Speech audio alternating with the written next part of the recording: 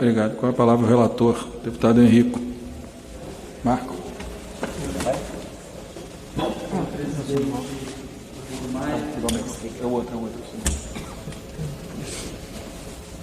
Senhor presidente Rodrigo Maia, caros colegas, senhor presidente Marcos Pereira, trata-se do projeto de lei número 1179, proveniente do Senado, de autoria do senador Anastasia, que naquela casa foi relatado pela senadora Simone Tebet. O PL 1179 é um PL que chegou aqui no Congresso Nacional, veiculado através principalmente do presidente do Supremo Tribunal Federal, ministro Dias Toffoli, e ele tem por objetivo fazer algumas pequenas intervenções no âmbito do direito privado para que ele se adapte e gere segurança jurídica nesses tempos de pandemia. Nós queremos, com esse projeto, dizer para toda a sociedade, para o judiciário, para todos os setores econômicos o seguinte: existe um Código de Direito Civil válido, que aborda questões da teoria da imprevisão, que aborda questões relativas à revisão contratual por onerosidade excessiva. Nós temos um arcabouço jurídico milenar para tratar situações de imprevisibilidade. E esse arcabouço jurídico precisa se manter coeso e consistente durante a crise. Mas para que isso aconteça e para que haja uma coerência judicial na ponta, nas primeiras instâncias, e que não haja uma avalanche de demandas judiciais oportunistas, cabe fazer algumas intervenções no direito privado para dar essa segurança.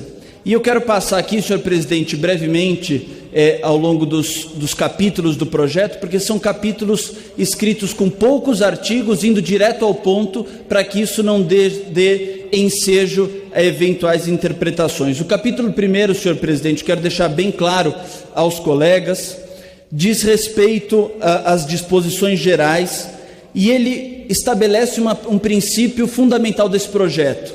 Qualquer alteração que for feita aqui, isso é bom que fique claro e se repita, qualquer alteração feita no PL 1179 é uma alteração emergencial e transitória, presidente.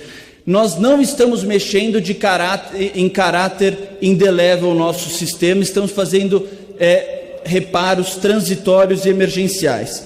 E, além disso, nós afirmamos no artigo 1º que se considera, para início dos efeitos da pandemia, o dia 20 de março, que foi o dia que este Congresso Nacional decretou o estado de calamidade pública. O capítulo 2º, presidente, diz respeito à prescrição e decadência. Basicamente, o que se faz é se suspender entre a data de promulgação dessa lei e o dia 30 de outubro de 2020, os prazos prescricionais e decadenciais. Isso por um motivo muito simples, porque, dado o isolamento social, há muitas pessoas, há muitos sujeitos de direito que estão impossibilitados de fazer aqueles atos que suspendem ou impedem o prazo prescricional ou prazo decadencial. Então, nós não podemos punir aqueles que estão respeitando o isolamento social, e por isso é importante que os prazos prescricionais e decadenciais sejam suspensos, sendo retomados a partir de 30 de outubro. O capítulo 3º, senhor presidente, diz respeito às pessoas jurídicas de direito privado, e ele afirma que elas estão restringidas a observar as restrições à realização de reuniões e assembleias presenciais. Ou seja, nós estamos dando segurança para que as associações e para que as empresas possam fazer as suas reuniões e assembleias, inclusive para eleger diretoria ou para alterar estatuto, por meio eletrônico, desde que estejam garantidas as participações, desde que estejam garantidas todos os direitos dos associados. O capítulo 5º, senhor presidente, é o capítulo central em termos de revisão contratual desse projeto. Nós estamos fazendo duas alterações transitórias. No artigo 6º, nós estamos deixando claro que os efeitos jurídicos da pandemia não podem ser aproveitados para com relação a obrigações já vencidas, prestações já vencidas antes de 20 de março, para que não haja ninguém que, diante do caos gerado pela pandemia, possa alegar esses efeitos para se eximir de cumprir alguma obrigação que já estava consolidada e já estava vencida antes de 20 de março. E o artigo 7º, senhor presidente, ele afasta da caracterização de imprevisibilidade 3 fatores que já há muito a jurisprudência do Superior Tribunal de Justiça e dos tribunais superiores tem adotado. Não se consideram fatos imprevisíveis durante a pandemia o aumento da inflação, ou a diminuição, a variação da inflação, a variação cambial e, além disso, a alteração no padrão monetário. Por que é importante nós fazermos uma regra como essa? Porque, deputado Derrite, é fundamental que nós coibamos uma avalanche de pleitos judiciais visando a revisões contratuais. Isso não significa que não pode fazer revisão contratual de contratos que viraram excessivamente onerosos. Isso não está derrubando o artigo 478, 479 do Código Civil. Nós estamos simplesmente falando o seguinte, que faz parte do risco de um contrato empresarial a variação da inflação, a variação cambial e as variações de padrão monetário. Isso faz parte da alha, do próprio risco inerente a fazer um contrato empresarial.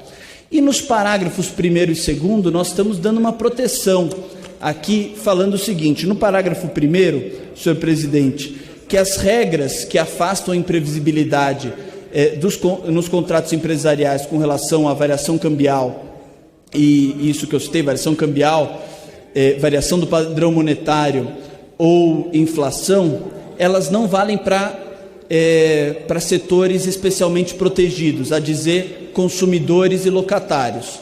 Esse afastamento da imprevisibilidade não incide sobre contratos de consumo e contratos de locação.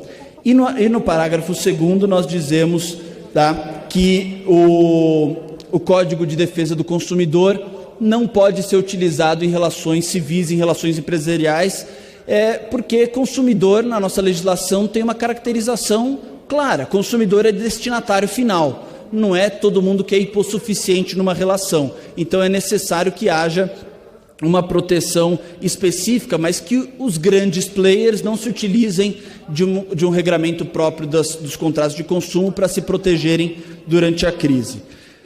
O capítulo 5º diz respeito às relações de consumo, presidente, faz simplesmente uma alteração. Dada a superlotação logística do nosso sistema de delivery, de entrega, nós estamos afastando a garantia do artigo 49, que é a da devolução imotivada, até dia 30 de outubro, unicamente para produtos perecíveis e medicamentos. O que quer dizer isso?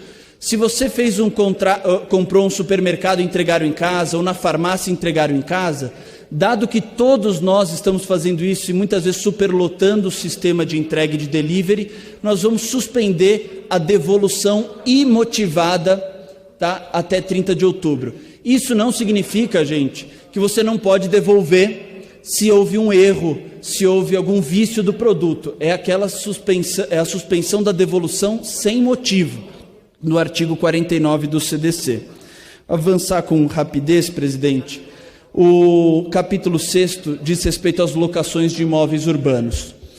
No projeto original, havia um artigo 10º, líder Arthur, que dava uma moratória parcial para aluguéis. Se o locatário comprovasse que tinha havido uma diminuição de renda por parte dele, ele poderia unilateralmente deixar de pagar uma porcentagem do aluguel.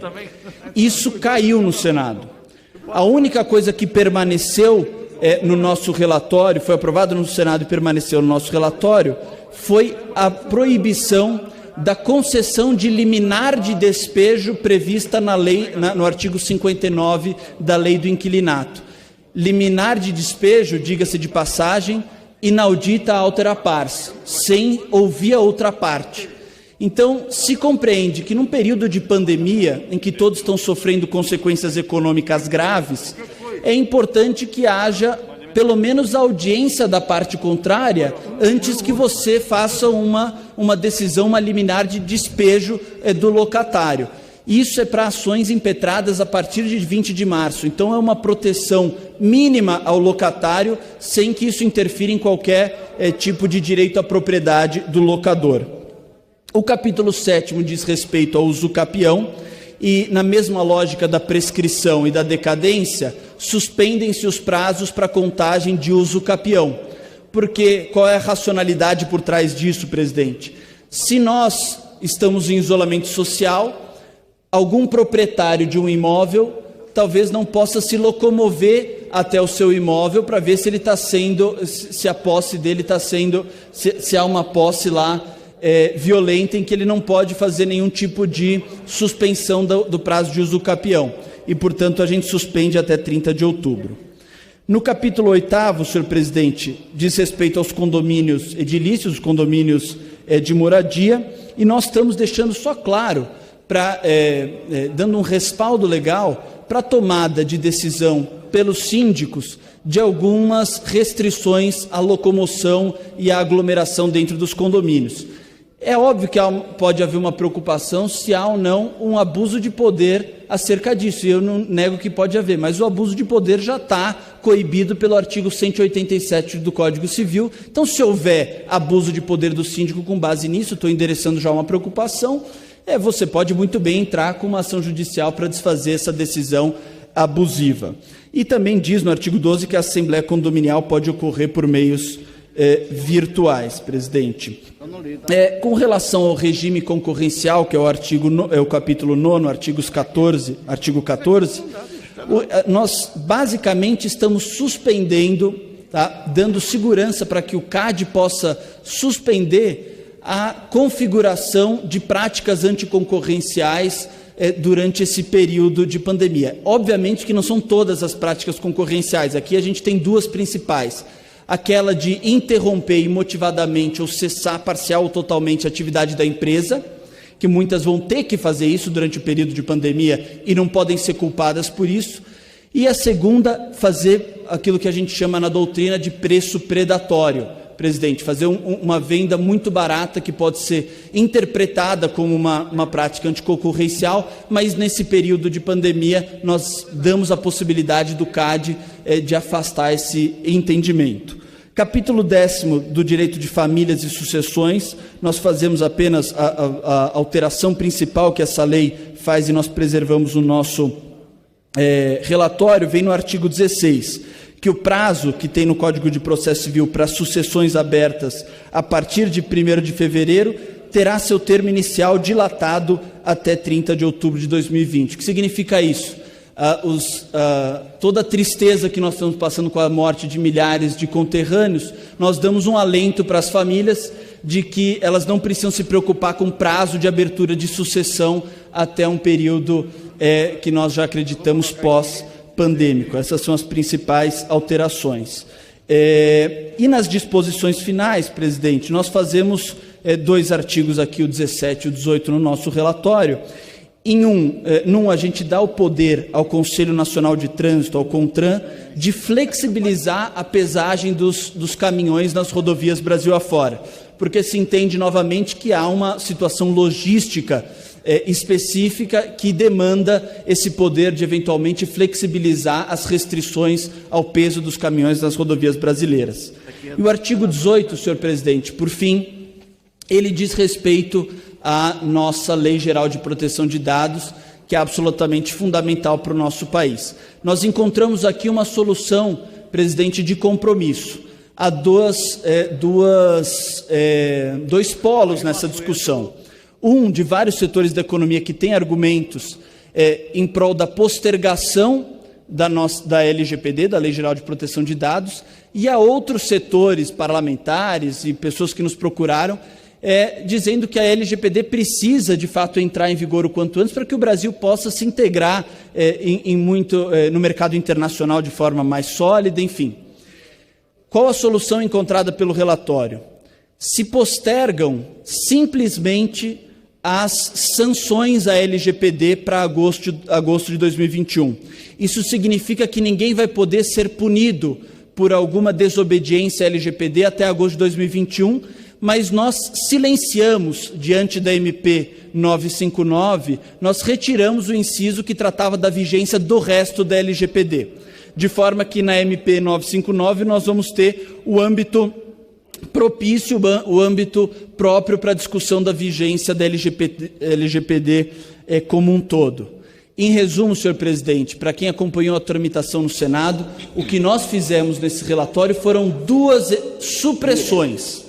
Nós suprimimos, por não julgar que cabia dentro do escopo do projeto, aquela que ficou conhecida como emenda Uber, que dizia respeito à taxa que os aplicativos recebem pelas corridas dos motoristas. Essa parte, nós entendemos a justiça e o cabimento da discussão, mas como ela entra numa relação privada e coloca um peso específico para um determinado polo dessa relação, nós achamos que não é o ambiente próprio desse PL discutir isso. E a segunda supressão foi justamente referente à vigência dos demais artigos da LGPD. Portanto, senhor presidente, eu quero aqui proferir o relatório pela comissão especial, um relatório pela